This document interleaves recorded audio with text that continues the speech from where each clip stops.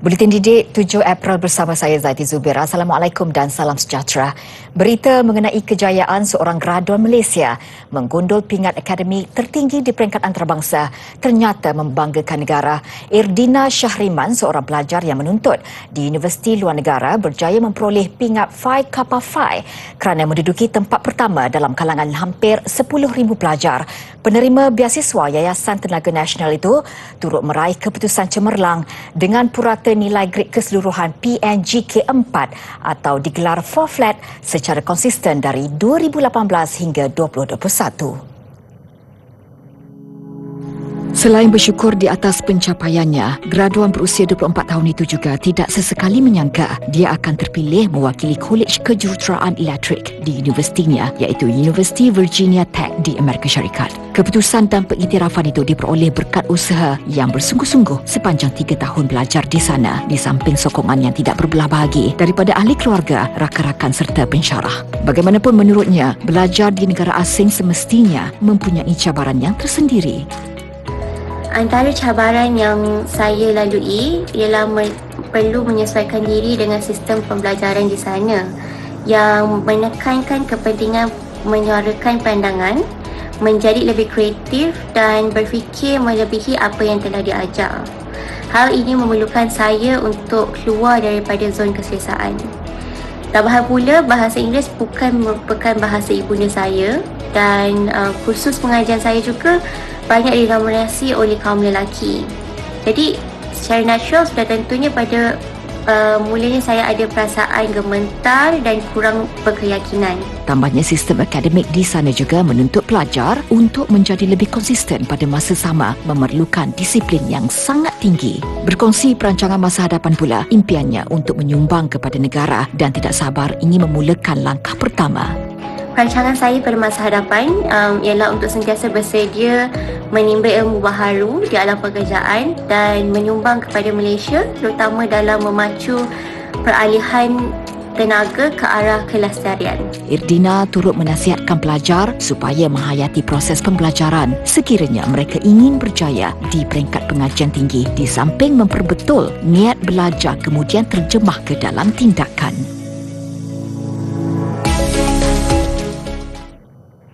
Perdana Menteri Datuk Seri Ismail Sabri Yaakob hari ini meminta orang ramai untuk terus menjaga kesihatan diri dan planet ini.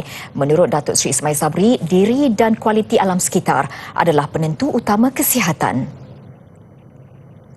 Beliau berkata demikian dalam Facebooknya bersempena sambutan Hari Kesihatan Sedunia 2022 hari ini. Tambah Datuk Seri Ismail Sabri, orang ramai perlu memastikan kesihatan diri dan planet terus terjaga demi kesejahteraan masyarakat dan generasi akan datang. Katanya, bumi adalah anugerah buat kita. Sayangi bumi kerana planet yang sihat menyumbang ke arah udara, air dan makanan yang bersih. Hari Kesihatan Sedunia disambut pada 7 April setiap tahun. Hari Kesihatan Sedunia 2022 bertemakan Planet Kita, Kesihatan Kita. Satu titik persamaan untuk menyelaraskan istilah dan dialek bahasa Melayu serta Indonesia perlu dilaksanakan dalam usaha memperkasakan bahasa Melayu ke pentas antarabangsa. Ia berikutan terdapat banyak cabang dan sudut yang perlu diperincikan agar bahasa Melayu kekal relevan dan diterima semua pihak. Cadangan itu disuarakan menerusi perbincangan bahasa Melayu Indonesia sebagai bahasa antarabangsa menerusi Forum Majlis Profesor Negara MPN dan Asosiasi Profesor Indonesia API secara maya pagi tadi. Titik persamaan itu penting bagi mengelak kekeliruan membabitkan beberapa istilah yang mungkin mempunyai perbezaan daripada segi maksud dan penggunaan. Yang dibicarakan orang Indonesia bahasa Melayu tidak, agak berbeda sekali. Karena saya kalau ke Riau, saya tidak paham orang Riau cakap bahasa Melayu karena banyak vocab atau banyak kosakata yang kami sulit memahaminya. Dan ini memang perkembangan bahasa Indonesia di dalam kosakata tadi, kemudian juga perkembangan pertambahan kosakata baru, bahasa Indonesia itu terus berkembang Isu ini juga perlu diteliti secara mendalam bagi mencari kesatuan bahasa ASEAN yang diterima bukan sahaja oleh Malaysia, Indonesia tetapi juga negara serumpun lain. Timbalan Presiden MPN, Profesor Dr. Kamarudin Muhammad Said pula berpendapat nama bahasa Melayu perlu ditukar kepada bahasa Malaysia untuk mengelakkan sebarang kekeliruan khususnya masyarakat Indonesia. Perlembagaan Malaysia, perkara 152, Perlembagaan Persekutuan Malaysia sekarang. Di situ disebut bahawa bahasa kebangsaan Malaysia ialah bahasa Melayu. Dia tidak sebut harus juga dikenali dengan nama bahasa Malaysia, tak disebut. Tetapi kalau itu ditambah dalam Perlembagaan Malaysia, maka semua akan menerima. Kedua-dua negara juga perlu bekerja lebih keras lagi bagi memastikan semua penterjemah negara ASEAN memahami konteks bahasa Melayu dengan tepat, sekaligus melancarkan pengurusan terjemahan secara serentak seperti dilaksanakan di Forum Pertubuhan Bangsa-Bangsa Bersatu PBB. Justru Malaysia Indonesia perlu segera mencari strategi terbaik dalam memastikan idea ini boleh diaplikasikan dalam masa 5 ke 10 tahun akan datang, sejajar dengan hasrat pemimpin nombor 1 kedua-dua negara untuk memartabatkan bahasa Melayu di pentas dunia. Sementara itu, pakar bahasa Profesor Emeritus Datuk Dr. Nik Safiah Karim menyifatkan usaha Malaysia untuk mengangkat bahasa Melayu menjadi bahasa kedua ASEAN tiada kaitan dengan negara tertentu. Katanya bahasa Melayu yang secara asasnya menjadi tonggak kepada bahasa Indonesia dan bahasa Malaysia telah melalui pelbagai fasa malah sebelum negara-negara moden di rantau Asia Tenggara wujud lagi. Justru bahasa Melayu tetap merupakan bahasa yang sama ditutur dan difahami termasuk di Singapura dan Brunei.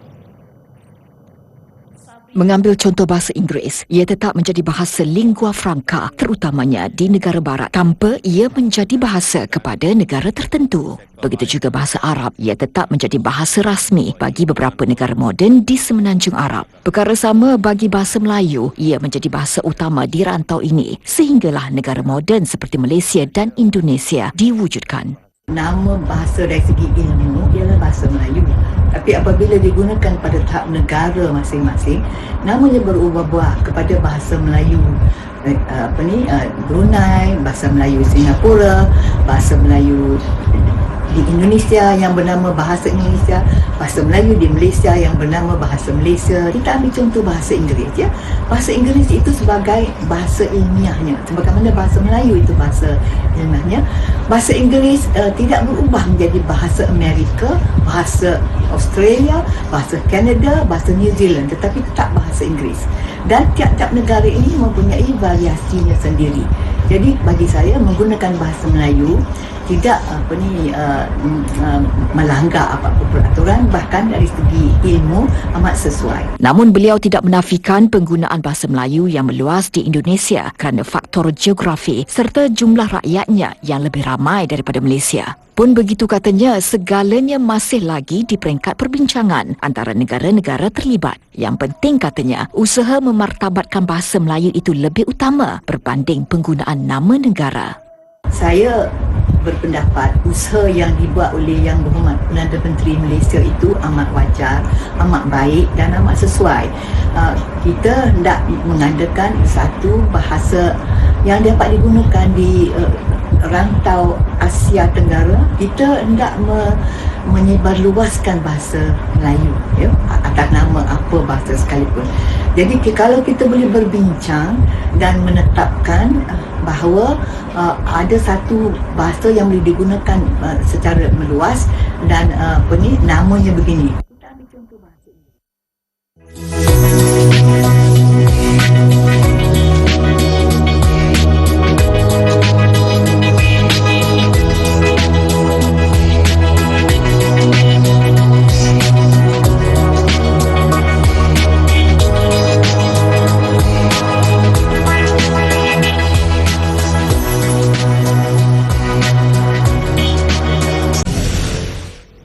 Bersua kembali, 44,376 kanak-kanak berusia antara 5 dan 11 tahun telah melengkapkan 2 dos suntikan vaksin COVID-19 menerusi program imunisasi COVID-19 kebangsaan kanak-kanak Peak Kids setakat semalam.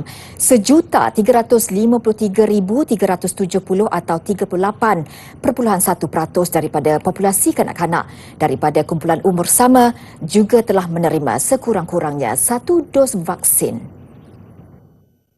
Berdasarkan data di laman web COVID Now, seramai 2,855,208 remaja berusia 12 hingga 17 tahun atau 91.8% telah lengkap divaksinasi. 2,953,452 atau 95% pula telah menerima sekurang-kurangnya 1 dos vaksin. Bagi populasi dewasa, 15,888,368 individu atau 67.5% telah menerima dos penggalak. 22,955,102 individu pula lengkap vaksinasi dan 23,232,340 menerima sekurang-kurangnya 1 dos vaksin. Semalam juga menyaksikan 32 lagi kematian akibat COVID-19 dilaporkan dengan Johor dan Selangor masing-masing merekodkan jumlah tertinggi iaitu 7 kematian. Aktiviti kemasyarakatan di bulan Ramadan terus disemarakkan dengan pelbagai program turun padang untuk mendekati golongan yang memerlukan. Masuk hari kelima berpuasa, bukan sahaja keperluan berbuka malah juadah bersahur turut disumbangkan mereka yang prihatin. 42 penghuni pusat transit gelandangan Kuala Lumpur di Jalan Pahang ini menerima sumbangan juadah bersahur selain beg kit penjagaan kesihatan diri. Melalui program Sahur Maidin Prihatin, lebih banyak rumah kebajikan seumpamanya akan disantuni di seluruh negara. Kebiasaan dia orang bagi makanan ni untuk berbuka puasa, tapi pilihan lelaki kali ni kita datang awal sikit jadi mereka dapatlah makanan untuk bersahur. Bukan saja itu, kita bagi juga pack hygiene, mask dan hand sanitizer untuk keperluan kita tahu sekarang. Hanya 3 lokasi dibenarkan Dewan Bandaraya Kuala Lumpur bagi tujuan pengagihan makanan kepada golongan miskin serta gelandangan di ibu negara sepanjang bulan Ramadan ini. Selain pusat transit ini, 2 lagi membabitkan pusat khidmat gelandangan Medan Tuanku dan pusat pembelajaran komuniti Jalan Chowkit.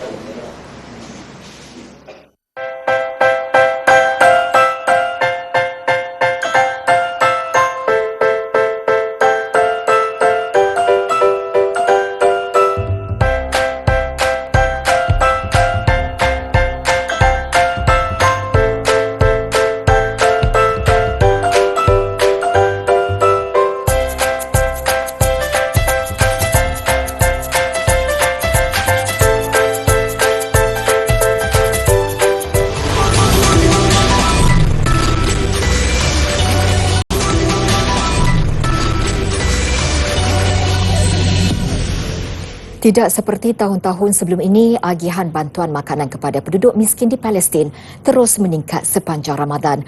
Kadar pengangguran berada pada paras sekitar 50%, menyebabkan kadar kemiskinan jauh lebih tinggi di kalangan 2.3 juta penduduk Palestin. Antara kawasan miskin yang diberi tumpuan, Rafah di selatan semenanjung Gaza. Tekanan untuk mendapatkan dana menyebabkan bantuan yang diagih berkurangan tahun ini. كل قدر زي هذا بياخذ 150 أسرة. عندك 650 أسرة عندك بياخذ. كل نقطة فيها 80-100 أسرة. كل نقطة توزع في مدينة رفح تستفيد من القدر هذا 100 أسرة تستفيد منه. وهذا الشيء يعني قليل عن السنة اللي فاتت. السنة اللي فاتت كان 15 قدر. السنة 7. يعني في ناس كثير محرومة من الشيء هذا. قلة الموارد وفش يعني دعم اللي نحن نفتح مجال أكثر من هيك. Begitupun Omar Abu Hussein bertuah kerana isteri dan anak-anaknya turut membantu. Mula dilakukan sejak 5 tahun lalu. Dapur kebajikan yang diusahakan Omar ini bergantung kepada sumbangan orang ramai dan kerja sukarela daripada anggota pasukannya. Sebaik siap dimasak, sukarelawan akan mula mengedarkan makanan itu. Berpuluh-puluh keluarga termasuk kanak-kanak akan berbaris sambil memegang pinggan atau bekas untuk menerima makanan. الولاء كان ما قدرنا نقضي شهر رمضان خالص والله الأولاد جعانين وبصايحوا بعيطوا عند الفطرة وبالعافية يعني الحمد لله والله الولاء هذه كان ما قدرنا نفطر ولا حاجة وحياة الله. China melancarkan satelit pemantauan bumi terbaru ke angkasa. Pelancaran dibuat tepat jam 7.47 pagi tadi, waktu tempatan. Pelancaran dilakukan dari pusat pelancaran satelit Jihuan, barat laut China dengan menggunakan roket Long March 4C. Satelit dilancarkan dengan menggunakan roket Long March dan disahkan telah memasuki orbit seperti ditetapkan. Satelit dikenali sebagai satelit Gofen 303 dan akan dirangkaikan dengan satelit Gofen 3 dan satelit Gofen 302 yang sudah pun berada di orbit. Satelit Gofen 303 dikatakan mampu mencerap imej darat dan laut serta boleh diperbesarkan sehingga 1 meter. Ia akan berkhidmat dalam bidang penyelidikan marin, pencegahan dan mitigasi bencana marin serta membantu melindungi hak dan kepentingan maritim. Ia juga adalah kali ke-414 roket Long March menjalankan misinya ke angkasa lepas. Ini pula rakaman imej seekor singa dari sebuah zoo di Prague, Republik Czech menjadi perhatian ramai apabila Raja Rimba itu dilihat berjalan persis model ketika melangkah keluar dari timbunan salji dengan keadaan angin bertiup pada bulu-bulunya. Lapor portal berita Mail Online, singa bernama Tom berusia 5 tahun itu dirakam sedang bersiar-siar di Zuna Hedreku dengan keadaan matanya yang terbuka luas dan bulu yang kusut masai. Ia kemudian dilihat meniarap di atas timbunan dahan pokok pine serta memeluk tunggul sebatang pokok dengan bulunya yang kelihatan berwarna keemasan akibat pancaran matahari. Imej-imej menakjubkan itu dirakam oleh seorang jurugambar amatur, Robert Grimm. Menurut Grimm, haiwan itu telah diselamatkan daripada aktiviti pemburuan haram dan kini bebas berkeliaran di zoo tersebut. Seekor lagi singa bernama Leo juga telah diselamatkan dari persekitaran pemburuan haram itu. Ruang di taman zoo ini adalah sangat besar dan 2 singa terbabit kini menjalani kehidupan dengan sangat baik.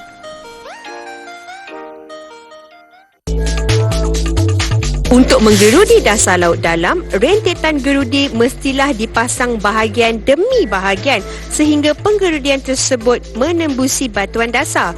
Roustabout boleh menyusun dan menyambung satu paip 1,000 kg ke rentetan gerudi dalam masa 15 saat. Juru gerudi menggunakan relang gerudi sebagai beban untuk menekan mata gerudi ke bawah dengan berhati-hati. Jika ditekan terlalu kuat, mata gerudi akan pecah dan jika terlalu sedikit, ia hampir tidak bergerak.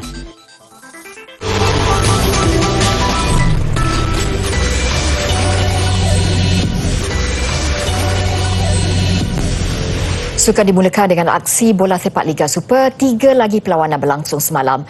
Menyaksikan saingan berterusan 2 pasukan teratas, Johor Darul Takzim JDT dan Kedah Darul Aman KDA FC. JDT mudah mengalahkan KL City 3-0, manakala KDA menang tipis 1-0 ke atas Sri Pahang FC. Terengganu FC pula memulakan kempen dengan kekalahan 0-3 kepada PJ City. Di Stadium Bola Sepak Kuala Lumpur, rekod kebal KL City akhirnya lebur di tangan JDT. JDT membuka jaringan pada minit ke-18 menerusi penyerang import dari Argentina, Fernando Forestieri. Hasrat KL City bangkit pada babak kedua makin sukar apabila Kenny Palrach dilayangkan kad merah pada minit ke-57 selepas kekasaran ke atas Leandro Velasquez. JDT pantas memanfaatkan situasi itu dengan menambah 2 lagi gol pada minit ke-62 hasil sepakan penalti Berson da Silva. Penyerang Brazil itu menambah gol kedua peribadinya pada minit-minit akhir permainan untuk kemenangan 3-0 JDT. Turut mencatat kemenangan kali ketiga berturut-turut, Kedah Darul Aman KDA FC yang beraksi di arena sendiri menentang Sri Pahang FC. Jaringan tunggal pemain pertahanan Rodney Selvin pada minit ke-54 sudah cukup buat KDA FC meraih mata ke-9. Berkongsi mata dengan JDT cuma dipisahkan perbezaan gol untuk berada di tangga kedua. Di Stadium Majlis Bandaraya Petaling Jaya, PJ City menanti kunjungan Terengganu FC. Penyerang berdarah kacukan tuan rumah Darren Lock mencuri tumpuan apabila meledak hat-trick. Darren membuka jaringan pada minit ke-13, disusuli 2 lagi gol pada minit ke-31 dan 38. Ini kemenangan kedua PJ City yang dibimbing Pimaniam selepas 3 perlawanan. Manakala skuad penyu Akor memulakan kempen agak lewat musim ini dengan kekalahan. Dua pemain perseorangan muda negara Eng Ziyong dan Goh Jin Wei antara yang meneruskan cabaran negara pada kejohanan badminton terbuka Korea. Jin Wei ranking ke-128 bagaimanapun terpaksa beraksi 57 minit sebelum mara ke suku akhir. Pada pusingan kedua, Jin Wei mengalahkan pemain tuan rumah Lee Si-yeon 21-17, 17-21 dan 21-12. Halangan getir menanti Jin Wei esok menentang seorang lagi pemain tuan rumah Kim Gun yang membuat kejutan menyingkirkan juara Olimpik dari China Chen Yufei 21-17, 21-19. Sementara itu dalam saingan perseorangan lelaki, nasib berbeza dilalui Eng Ziyong dan Cham Jun Wei. Ziyong menewaskan pemain tuan rumah Kim Dong Hun 21-14, 21-19 untuk mara ke suku akhir. Namun Jun Wei terkandas apabila kalah kepada pemain Cina Weng Hongyang 14-21, 21-17, 17-21. Dua beregu campuran Tan Kian Meng, Lai Pengjing dan Ong Yu Sin, Goh Liu Ying turut menceriakan kem negara apabila melangkah ke suku akhir. Kian Meng Beijing, Kian Meng Beijing selaku pilihan kedua menewaskan beregu tuan rumah Na Sung Siong Kim Min Ji 21-11, 21-9. Manakala Yu Sin Liu Ying tidak perlu bekerja keras apabila lawan mereka yang juga pilihan pertama So Sung Jae, Che Yu Jung menarik diri. Begitupun gandingan Goh Sun Huat, Shivon Lai Jamie yang diletakkan pilihan ketiga tersingkir apabila tewas mengejutkan kepada pasangan bukan pilihan dari Jepun Hiroki Midorikawa Natsu Saito 15-21, 21-23. Sementara itu, cabaran Malaysia pada kejuaraan futsal AFF 2022 berakhir. Hasrat ke separuh akhir dileburkan tuan rumah Thailand yang menang 4-2 pada perlawanan terakhir kumpulan A semalam. Seawal minit ke-7, Thailand di depan hasil jaringan Tanah Pul Mani Paich. Malaysia menyamakan kedudukan 5 minit kemudian menerusi Farhan Khairul Anwar untuk kedudukan 1-1 pada babak pertama. Selepas rehat, Malaysia mengejutkan tuan rumah apabila mendahului 2-1 juga hasil jaringan Farhan. Kedudukan itu tidak lama apabila Thailand kembali menyamakan jaringan menerusi Sarawak Palapuek 2 minit kemudian. Disusuli 2 lagi gol Sarawak dan Pritsada untuk kemenangan 4-2 Thailand. Thailand dan Indonesia mara ke separuh akhir apabila menguasai kedudukan 2 teratas kumpulan A. Koleksi memorabilia berkaitan sejarah bola sepak yang dipamerkan di sebuah museum di London mengakhiri Buletin Didik malam ini. Dengan itu saya Zaiti Zubair, salam hormat dan Assalamualaikum.